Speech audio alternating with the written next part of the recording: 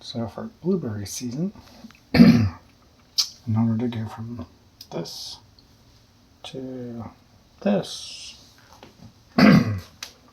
more for eating, more ripe ones. They actually look less ripe on the camera than they do in person. That's what I'm hearing.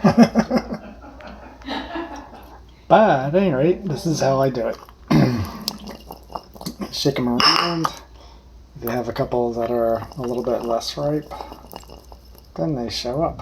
Just continuously pick them out. Just shakes them around and get them on all sides. That's my tip for how to sort blueberries. See how you can see? Pick them out. Pick a couple out, put them in the less ripe and let them sit out for a couple days. Then resort every once in a while. Alright, hopefully that is a tip, and I'm going to search and see if anybody else has better methods.